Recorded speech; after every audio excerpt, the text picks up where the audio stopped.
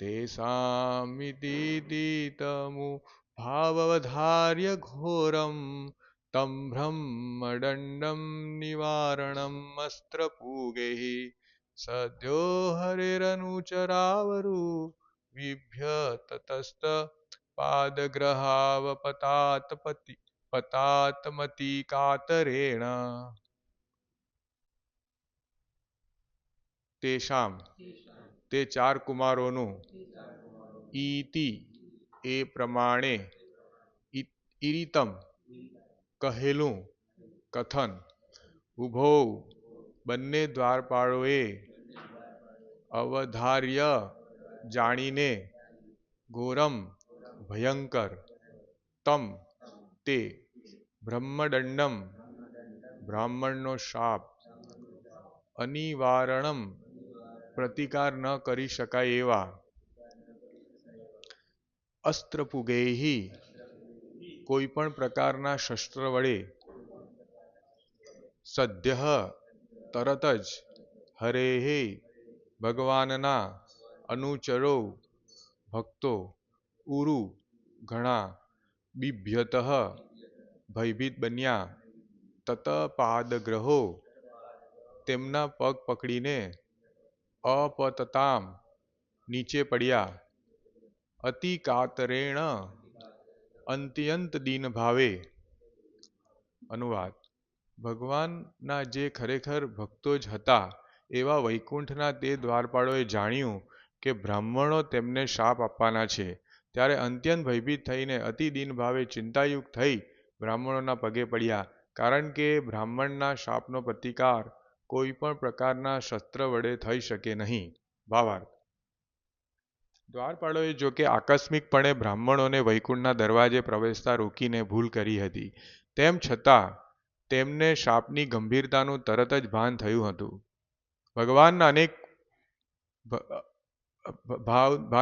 અપરાધના અનેક પ્રકાર છે, પણ ભગવાનના ભક્તની લાગણી દુભવવી એ સૌથી મોટો અપરાધ છે. દ્વારપાળો ભગવાનના ભક્તો હોવાને કારણે તેમની ભૂલ સમજી શક્યા, અને જ્યારે ચાર કુમારો શાપ આપવા તૈયાર થયા ત્યારે તેઓ ભયભીત બન્યા હતા. ઓમ અજ્ઞાનતિમિરાન્ધસ્ય જ્ઞાનાંજનશલાકયા ચક્ષુર્મિલિતં યેન તસ્મૈ શ્રી ગુરુવે નમઃ. નમો વિષ્ણુપાદાય કૃષ્ણપ્રેષ્ઠાય ભૂતલે શ્રીમતે ભક્તિવિકાસ સ્વામિનિતિ નામિને. નમો વિષ્ણુપાદાય કૃષ્ણપ્રેષ્ઠાય ભૂતલે શ્રીમતે ભક્તિવેદાંત સ્વામિનિતિ નામિને. નમસ્તે સારસ્વતે દેવે ગૌરવાણી પ્રચારિણે નિર્વિશેષ શૂન્યવાદી પાશ્ચાત્ય દેશ તારિણી.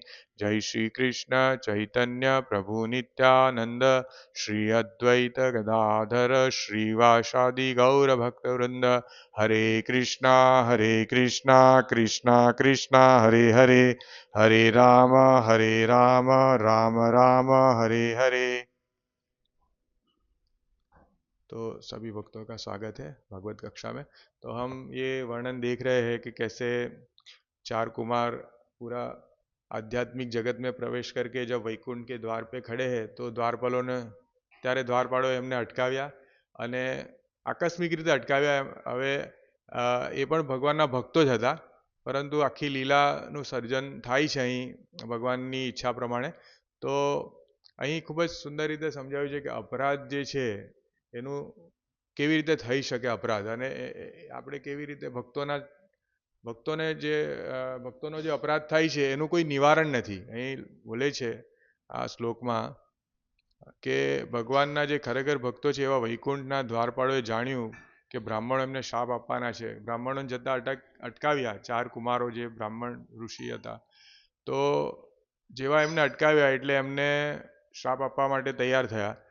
તો ખબર પડી ગઈ એમને, અને એના લીધે બહુ ભયભીત થઈ ગયા કે ભાઈ જાણતા હતા, ભગવાનના ભક્ત હતા એટલે જાણતા હતા કે હવે જો આ શાપ મળશે તો આનો ભક્તો જ્યારે શાપ આપશે તો શું થશે, એનું જે પરિણામ જાણીને ભયભીત થઈ ગયા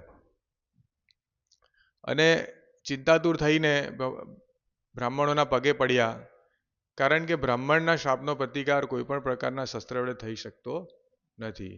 એટલે અહીં આપણે જોઈએ છીએ કે ભગવાનના ભક્તોને કોઈ પણ દુઃખ આવે ને ભગવાનના ભક્તો જો કોઈ શ્રાપ આપે તો ભગવાન પણ એમાંથી એટલે બચાવી નથી શકતા. જ્યારે ભક્તો કહે કે ના કંઈ નહીં, તો જ એ શ્રાપમાંથી નિવારણ થાય છે. એ જાણતા હતા દ્વારપાળો કે આ બહુ મોટો અપરાધ થઈ ગયો એમ.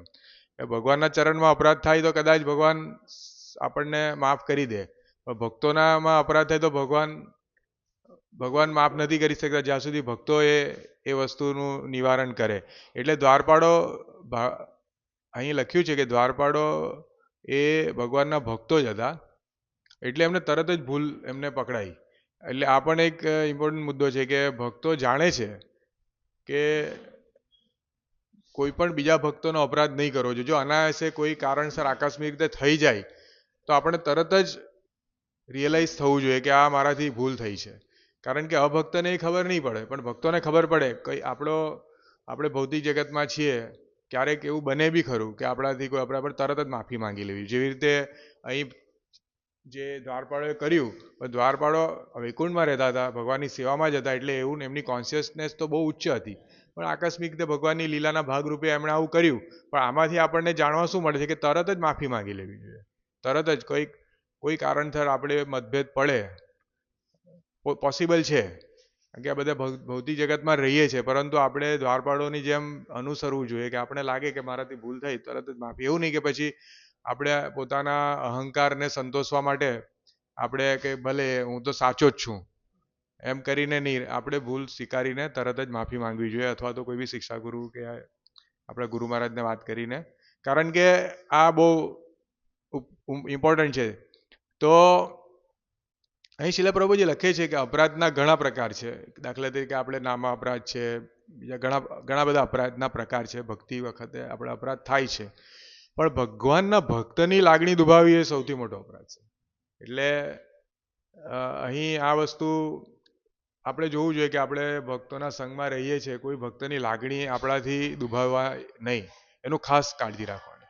કંઈ પણ હોય તો આપણે ધીરેથી જણાવી શકીએ કે ભાઈ પ્રભુજી મને આવું વિચાર આવે છે કે તમે આ જે કરો છો એના કરતાં આ રીતે આપણે કરીએ તો ઘણું સારું. પછી આપણે વિચાર વિમર્શ કરવો જોઈએ, નહીં કે લડવાનું કે એમને ગમે તેમ બોલવાનું.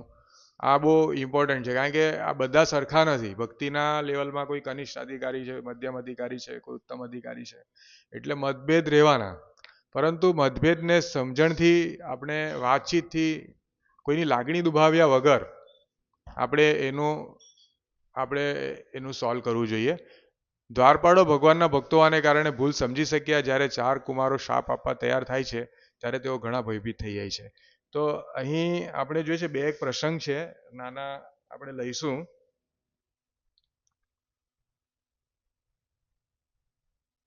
અપરાધમાં એટલે ઘણા અપરાધ કહે છે ને, એમાં એક તો નામા અપરાધ છે, બીજું આપણે ભગવાનને સાકાર સ્વરૂપ નહીં માનીએ એ પણ એક અપરાધ છે. એટલે આ રીતે છે. તો અહીં શ્રીમદ ભાગવતમ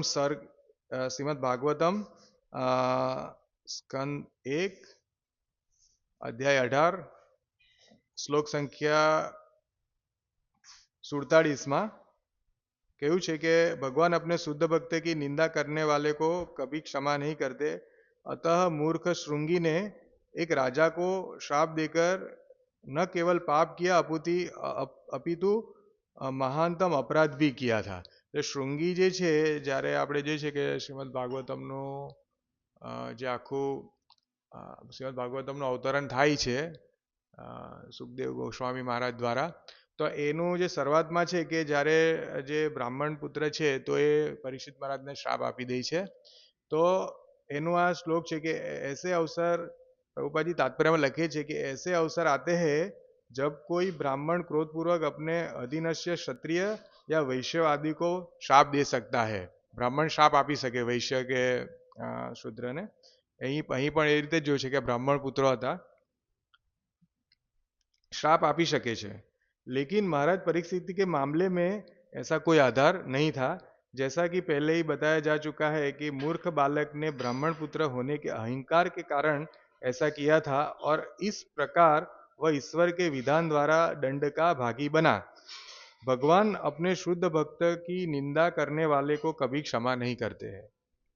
अतः राजा को शाप देकर मूर्ख श्रृंगी ने न केवल पाप किया था अपितु महानतम अपराध भी किया था। अतः ऋषि यह अनुमान लगा सके कि केवल भगवान ही उनके बालक को उसके पाप कर्म से बचा सकते हैं। अतः उन्होंने सीधे भगवान से क्षमा की प्रार्थना की, जो अकेले ही उस चीज को बदल सकते हैं जिसे बदलना असंभव है। यह प्रार्थना एक मूर्ख बालक के नाम पर की गई थी, जिसकी बुद्धि बिल्कुल भी विकसित नहीं थी। तो परीक्षित महाराजना मामलाમાં જે નાનો બાળક છે જે શાપ આપી દે છે પરીક્ષિતમાં, કે પરીક્ષિત મહારાજનો વાંક નહોતો, જે સર્પ એમને નાખે છે તો એ ભૂલથી એમના પર પડે છે, તો એમનો એવી રીતે વાંક નહોતો, તો પણ એ અહંકાર વશ પરીક્ષિત મહારાજને શ્રાપ આપી દે છે. તો જેવું પરીક્ષિત મહારાજને શ્રાપ મળે છે, પરંતુ પરીક્ષિત મહારાજ તરત જ ભગવાનને પ્રાર્થના કરે છે અને એની ક્ષમા માટે કારણ કે પરીક્ષિત મહારાજ એક મહાન ભક્ત હતા. એમને ખબર હતી કે જો આ મારો અપરાધ કરી રહ્યો છે તો એની અવગતિ થશે, કારણ કે ભક્તના અપરાધ કરનારની અવગતિ થાય. એટલે પરીક્ષિત મહારાજ એના ઉદ્ધાર માટે પ્રાર્થના કરે છે. ભક્ત આવા હોય છે પરીક્ષિત મહારાજ જેવા, કે એટલે પહેલો મુદ્દો એ હતો કે આપણે અપરાધ નહીં કરવો જોઈએ. બીજો મુદ્દો, જો કોઈ આપણો અપરાધ કરે તો પણ ક્ષમા આપવી જોઈએ.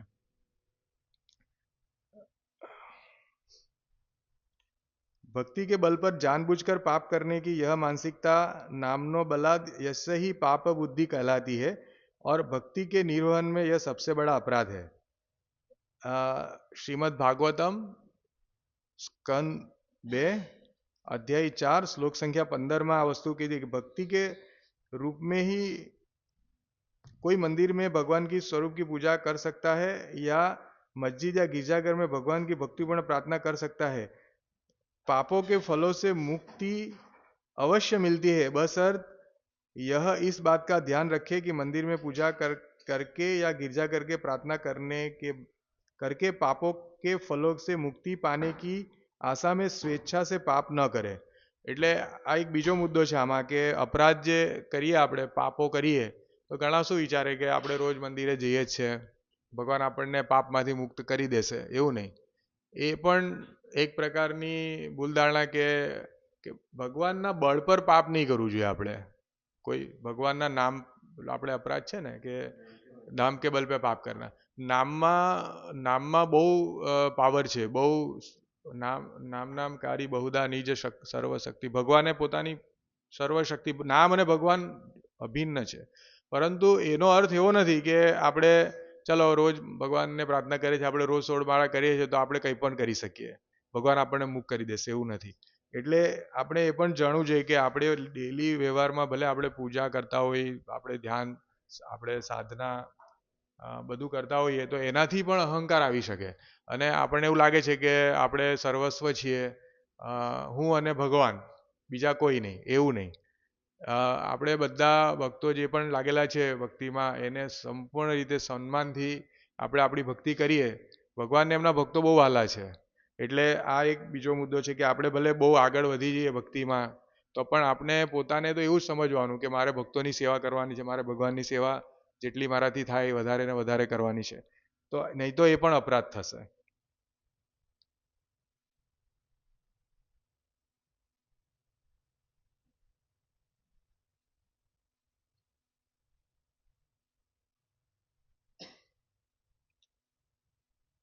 પછી એક બીજો પ્રસંગ આવે છે શ્રીમદ ભાગવતમ સ્કંદ 4 અધ્યાય 4 શ્લોક સંખ્યા 14માં, જે સતી એટલે પાર્વતી જે છે કે કહે છે કે એના પિતાજીને કે हे पिताश्री, आप भगवान शिव से ईर्षा करके बहुत बड़ा अपराध कर रहे थे. કારણ કે એમના સસરાજી સાથે શિવની અણબનાવ હોય છે.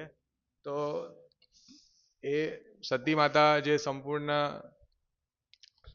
સર્વશ્રેષ્ઠ ભક્ત છે ભગવાનના, સતી માતા, તો એમને ખબર છે કે આ એમના પિતાજી જે છે દક્ષ, એ ખોટું કરી રહ્યા છે.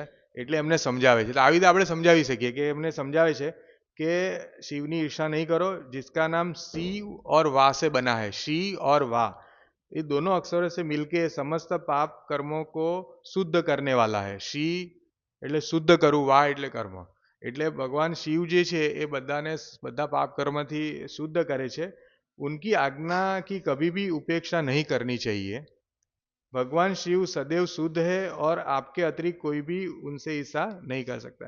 એટલે કોઈ પણ વ્યક્તિ ભગવાનની શિવની એટલે સતી માતા બી આ જ વસ્તુ કહે છે કે શિવ જે છે પરમ વૈષ્ણવ યથા નામ ભગવાન શિવ જે છે એ વૈષ્ણવ છે, પરમ વૈષ્ણવ છે. તો હા, વૈષ્ણવ વૈષ્ણવ યથા શંભુ. તો વૈષ્ણવ છે. હવે જ્યારે સતી જોઈ છે કે એમના પિતા ગમે તેમ શિવજીને અપમાન કરે છે, તો એમને સમજાવે છે કે આવું નહીં કરો, નહીં તો તમારી બહુ મોટી અવગતિ થશે. તો આ રીતે આપણે જોઈએ છે જુદા જુદા પ્રસંગો છે કે જે ઈર્ષા કરે છે ભક્તોની, એમની ખૂબ જ મોટી અવગતિ થાય છે. અને જે ભગવાનના ભક્ત છે એ શાંતિથી સમજાવે છે અપરાધ કરનારાઓને કે આવું નહીં કરો. આપણે એક બહુ સુંદર પ્રસંગ છે બીજો કે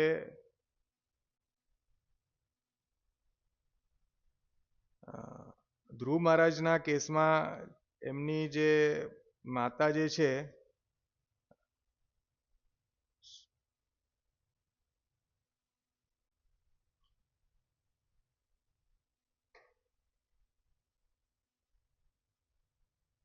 ध्रुव महाराज अपनी सौतेली माँ से बदला श्लोक श्रीमद् भागवतम स्कंद 4 श्लोक संख्या अध्याय 9 श्लोक संख्या 23 में लखे छे कि वैष्णव के चरण कमलों का अपमान इस संसार में सबसे बड़ा अपराध है. એટલે આ જ વસ્તુ જે આમાં લખી છે ફરીથી આવે છે સ્કંદ 4 માં.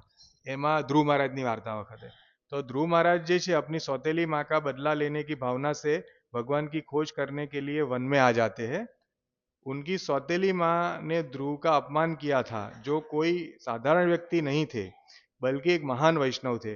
वैष्णव के चरण कमलों का अपमान इस संसार में सबसे बड़ा अपराध है. अगेन ध्रुव महाराज का अपमान करने के कारण सुरुचि अपने पुत्र की मृत्यु पर पागल हो जाती है और वन की अग्नि में प्रवेश कर जाती है.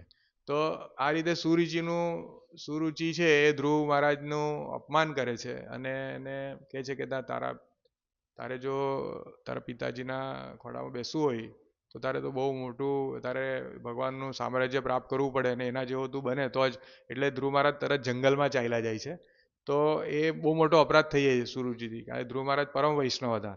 હવે એના લીધે શું થાય છે કે એનો જ્યારે સુરુચિનો करने के कारण सुरुचि अपने पुत्र की मृत्यु पे पागल हो जाती है. એટલે એનો જે છોકરો હતો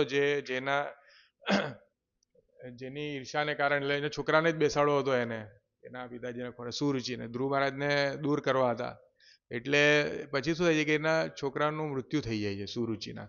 અને સુરુચિ એટલી બધી પાગલ થઈ જાય એને બહુ એટેચમેન્ટ, એટલે તો ધ્રુવ મહારાજનું અપમાન કરે છે. એ સુરુચિ એના પોતાના પુત્રમાં આસક્ત હોય. એની અવગતિ એ રીતે થાય છે કે પછી જંગલની અગ્નિમાં પ્રવેશ કરી દે, એટલી બધી ડિપ્રેસ થઈ જાય. એટલે ભક્તોને કહેવાનો ભાવાર્થ એ છે કે આ બધા આપણે પ્રસંગો જોયા, શિવ દક્ષ પ્રજાપતિ અને શિવજીનો, ધ્રુવ મહારાજ અને સુરુચિનો, તો આપણે એ વસ્તુ ખૂબ જ ધ્યાનપૂર્વક અહીં પણ આપણે જોઈએ છે કે દ્વારપાળો સાથે 4 કુમારો. તો અપરાધ જે છે આના લીધે જ્યારે આ અપરાધ થાય છે તો હવે આવશે આગળની કથામાં કે એમને ભૌતિક જગતમાં આવવું પડે, એટલે બહુ મોટી અવગતિ કહેવાય. કોઈ વૈકુંઠ જગતમાં હોય ત્યાંથી ભૌતિક જગતમાં પતન થાય, કારણ કે કેટલા બધા જન્મો પછી એ દ્વારપાળો ત્યાં ગયા હશે અને કરોડો જન્મો એને વિતાવીને ત્યાં વૈકુંઠ જગતમાં ગયા હશે ને હવે એમને પતન થાય છે. એટલે આ બધા કેસમાં આપણે જોઈએ છે કે ભગવાનના શરણમાં કદાચ ભગવાનના ચરણમાં અપરાધ થાય તો બચી શકાય, પરંતુ ભક્તોનો અપરાધ ક્યારેય નહીં કરવો જોઈએ. તો આપણે આ ધ્યાનપૂર્વક રહેવું જોઈએ, કારણ કે ગુરુ મહારાજ ઘણીવાર લેક્ચરમાં કહે છે કે ભક્તિ છે એ તલવારની ધાર પર ચાલવા જેવું છે. એનું કારણ આ છે, કારણ કે જો આપણાથી કોઈ વૈષ્ણવનો અપરાધ થઈ જાય તો આપણી બહુ મોટી અવગતિ થાય. એટલે આનું કારણ આ છે કે આપણે હંમેશા ધ્યાન રાખવું જોઈએ ભક્તિ કરતાં કરતાં નમ્ર ભાવે. અને હંમેશા આ જે આપણે રોજ 10 અપરાધ બોલીએ છીએ તે હંમેશા મનમાં રહેવું જોઈએ કે આપણે કેવી રીતે ભક્તિને આપણે આગળ વધારી શકીએ. નહીં તો ભક્તિ વેલા જે ભક્તિ લતા છે એ આપણી આગળ વધશે નહીં. એની જગ્યાએ આ રીતે જેવી રીતે સુરુચિ, જેવી રીતે જુદા જુદા દક્ષ પ્રજાપતિ, અહીં દ્વારપાળો, એવા કેસમાં આપણે જોઈએ છે કે એ લોકોની અવગતિ થાય છે. ગ્રંથરાજ શ્રીમદ ભાગવતમ કી જય. જગતગુરુ શ્રીલ પ્રભુપાદ કી જય. વાંછા કલ્પતરુભ્યશ્ચ કૃપા સિંધુભ્યૈવ ચ પતિતાનાં પાવનેભ્યો વૈષ્ણવેભ્યો